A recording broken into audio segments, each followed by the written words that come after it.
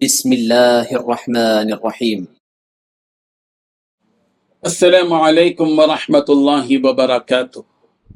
الحمد لله حمدا كثيرا طيبا مباركا فيه، والصلاة والسلام على سيد المرسلين محمد وآله وصحبه اجمعین، اما بعد. حاضرین و ناظرین، یہ درس نمبر 2030 ہے اور آج سورۃ النصر مکیہ کی 3 آیتوں کی تلاوت و تشریح کی جائے گی. اعوذ باللہ من الشیطان الرجیم، بسم اللہ الرحمن الرحیم.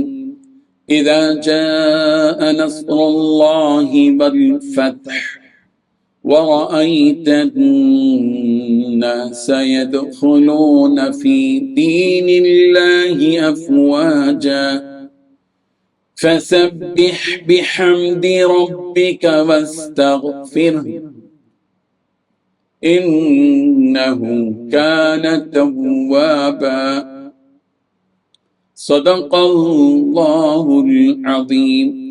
لفظی ترجمہ یوں ہے، اذا جاء، جب آ جائے، نصر اللہ، اللہ کی مدد، والفتح، اور فتح، ورأیت الناس، اور دیکھیں آپ لوگوں کو، یدخلون، وہ داخل ہو رہے ہیں، فی دین اللہ، اللہ کے دین میں، افواجا، فوج در فوج.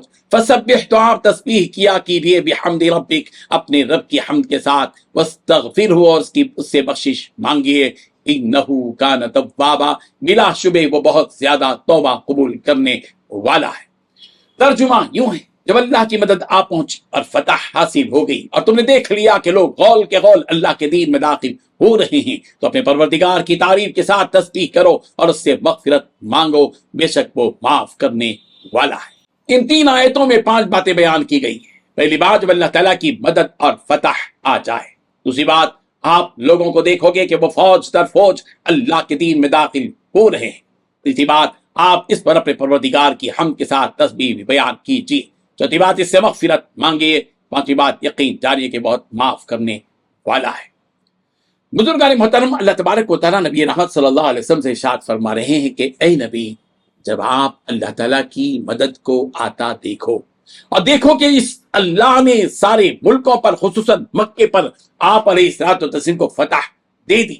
جب اللہ نے آپ کو اسلام کو پھیلانے کی ذمہ داری دے کر بھیجا، تو اس وقت آپ خود اپنے شہر میں تکلیفیں اٹھاتے رہے. لیکن آج اللہ تعالیٰ نے آپ پر اپنا انعام اور احسان فرمایا کہ آپ کو بہت سارے ملکوں پر فتح نصیب فرمائی. اور جب آپ یہ بھی دیکھو کہ لوگ فوج در فوج اسلام میں داخل ہو رہے ہیں، جبکہ اس سے قبل ایک یا دو آدمی اسلام میں چھپتے چھپاتے داخل ہوتے تھے، لیکن اب علل اعلان، قوم کی قوم، قبیلے کے قبیلے اسلام میں داخل ہو رہے ہیں. تو آپ اللہ تعالیٰ کی اس نعمت پر اور اس انعام پر جو اس نے آپ پر کیا ہے، اس کی تسبیح کے ساتھ ساتھ حمد بھی بیان کیجیے، باقی بھی بیان کیجیے، رب ذوالجلال کی تعریف بھی بیان کیجیے، کیونکہ اللہ تعالیٰ کی نعمتوں پر شکر اور حمد کرنا یہ ایک نیک اور مخلص بندے کی علامت ہے.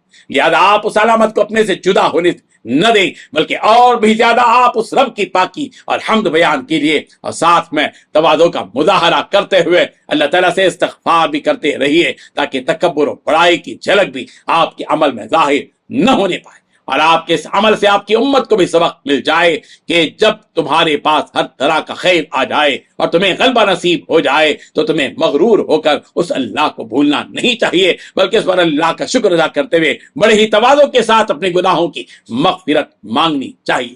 حضرت عائشہ صدیقہ رضی اللہ عنہا سے مروی اس سورت کے نازل ہونے کے بعد آپ علیہ الصلوۃ والتسلیم کثرت سے سبحانک ربنا وبحمدک اللہم اغفر لی پڑھتے تھے.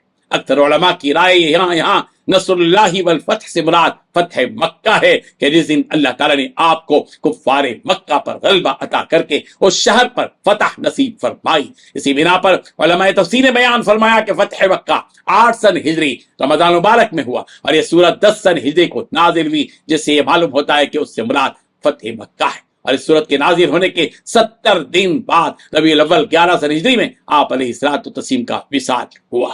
اللہ تبارک و تعالیٰ ان آیات کو سمجھنے کی توفیق عطا فرمائے. آمین. وآخر دعوانا ان الحمد للہ رب العالمین. ڈیلی درس قرآن کو سبسکرائب کیجئے، اپنے تاثرات اور مشورے ارسال کیجئے، اور اپنے متعلقین کا گروپ بنا کر انہیں روزانہ درس قرآن بھیجئے اور اجر و ثواب پائیے. جزاکم اللہ خیر.